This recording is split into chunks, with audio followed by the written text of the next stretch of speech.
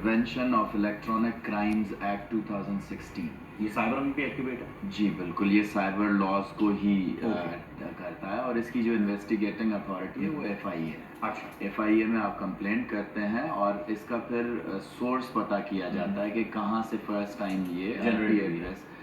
लेकिन इसमें एक प्रॉब्लम आती है सबसे बड़ी, वो ये है कि जो इस तरह की चीज़ें होती हैं फेसबुक पे या व्हाट्सएप पे, तो आपको फेसबुक और व्हाट्सएप से रब्ता करना पड़ता है और उनसे रब्ता करने के लिए और उनसे इन्फॉर्मेशन निकालने के लिए यहाँ कोर्ट का ऑर्डर बहुत ज़रूरी होता है। अच्छा, कोर्ट का ऑर्डर चले मिल भी जाए तब भी बहुत एक्सट्रीम केसेस में ही इंफॉर्मेशन वो लोग देते हैं। अच्छा, हाई प्रोफाइल जिन्हें हम कहते हैं। नहीं, जैसे रेप केसेस, जैसे किसी की फोटोज को आप डॉक्टर करके मतलब जो न्यूड कर देते हैं, तो इस तरह के सीरियस क्राइम्स में दे देते हैं। लेकिन ये जो है हो सकता है इसमें दें, लेकिन completely depends on Facebooks discretion. ये मेन प्रॉब्लम ज़रूर आएगी। बाकी शेयर करने का भी क्राइम ज़रूर है। शेयर करने से भी अगर ये आपको पता है कि ये ऑथेंटिक है या नहीं है, अगर आप श्योर नहीं है तो शेयर कर रहे हैं, तो जो शेयर कर रहा है उसके लिए भी पेका इसको कहते हैं, prevention of electronic crimes act 2016 को, उसमें सज़ा शेयर करने के हवाले से भी मौजूद है। तो सीनियर सहाफ़ी जो हैं रिस्पॉन्सिबल होते हैं, उनको मेरा ख्याल है इन चीज़ों नेग्लिजेंस हो जाती है कभी ना कभी, किसी न किसी चीज़ पे हो सकता है उनके पास जो सोर्स आई हो। कभी कभी ऐसे वाक़यात को लेकर बहुत ज़्यादा सीरियस भी लिया जाता है ना, कि आप फ़ौरन उस पर एक्शन लेते हैं और क्विकली उस पर रिस्पॉन्स करते हैं और शेयर करने शुरू कर देते हैं।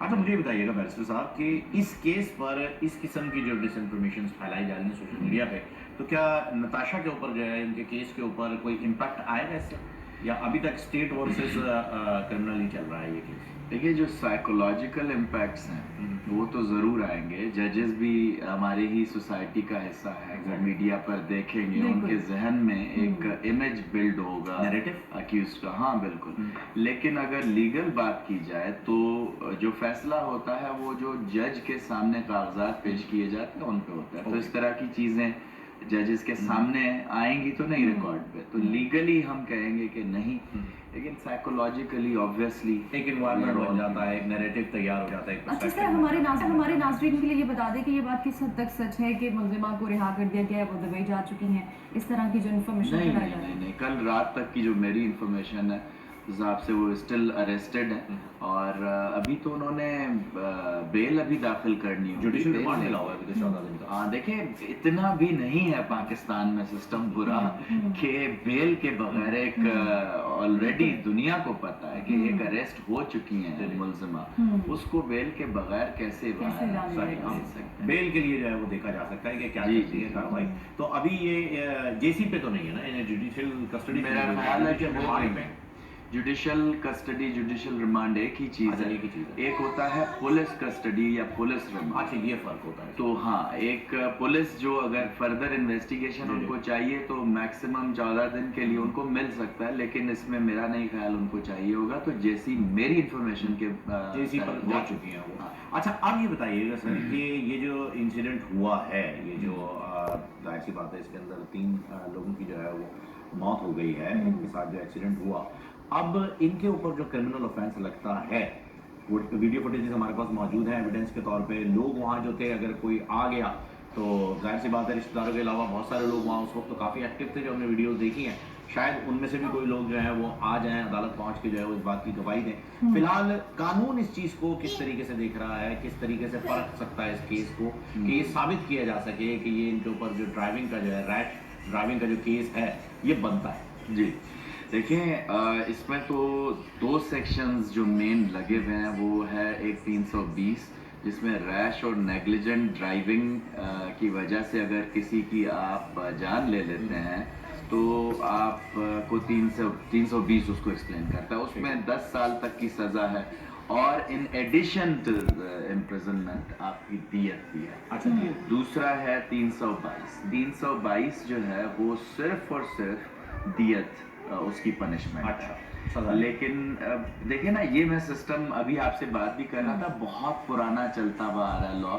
यहाँ पे मसला देखें कि 322 जो है वो नॉन बेलेबल सेक्शन है, हालांकि उसकी सजा कोई नहीं है दियत के अलावा। दैयत के अलावा कुछ। और 320 जो है 10 साल तक की सजा है, लेकिन बेलेबल सेक्शन। लेकिन उन पे 322 ही लगाई है, 20 अभी तक लगी नहीं है उनको। नहीं, 320 भी लगी है। और हमारी 22 इंफॉर्मेशन दोनों। होगी, आपके पास ज्यादा होगी। कल रात की जो मेरी हाँ, इंफॉर्मेशन है उसमें ये दोनों आ रही हैं। अगर नहीं भी लगी तो चालान में वो आ जाएंगी क्योंकि अच्छा अब ये है प्रोसिक्यूशन जो है वो केस चलाता है मुद्दई का। तो मुद्दई को बेसिकली प्रूफ करना है कि वो जो बंदी हैं वो चला रही थी, मुल्जिमा रैशली एंड नेग्लिजेंटली ड्राइव कर रही थी। ये रैश और नेग्लिजेंट ड्राइविंग को फिर कोर्टों ने डिफाइन किया हुआ है, ऑनरेबल हाई कोर्ट और सुप्रीम कोर्ट ने, कि ये क्या होता है। वो हमारे पास अनफॉर्चुनेटली ड्राइविंग करने की कोई वीडियो मौजूद नहीं है। तो ये आप किस तरह प्रूव कर पाएंगे? विटनेसेस हैं वो प्रूव नहीं करेंगे। देखिए, विटनेसेस सिर्फ और सिर्फ ये बताएंगे कि ये गाड़ी लगी और ये मर गए। और यहाँ पे से वो जी जो खातून थी वो चला रही थी। हाँ, वो खातून चला तो रही थी, हाँ। इस पे कोई डाउट नहीं, लेकिन वो रैशली एंड नेग्लिजेंटली चला रही थी, इसका क्या सबूत है? ये पहले हमें साबित करना पड़ेगा। लेकिन यहाँ देखें, जहाँ पे पब्लिक आ जाती है वहाँ दो प्रॉब्लम्स आते हैं। एक तो पब्लिक में आते नहीं है लोग विटनेस बनने के लिए, वो ना पुलिस को बयान देते हैं ना कोर्ट में आते से दूर रहते हैं। हाँ, दूसरा अगर कोई आ भी जाए तो हर किसी का अपना वर्जन हो। हाँ ऐसा ही है। ठीक है, तो कंसिस्टेंट नहीं होती। जब कोर्ट में आप आते हैं तो आपको कंसिस्टेंट बयान चाहिए। अगर एक बंदा बोल दे जी मैंने देखा वो 100 की स्पीड से आ रही है, तो ये रैश और नेग्लिजेंट में आ जाती है चीज। दूसरा बोले नहीं वो अपने हिसाब से आ रही थी, वो सिग्नल जो है वो बंद हो गया तो अचानक से ये चली गई, ये दूसरा आ गया ना, ये दूसरा यहाँ पर कोर्ट जो है वो बयानात में तजाद आ जाता है। तजाद आ जाता है। आपने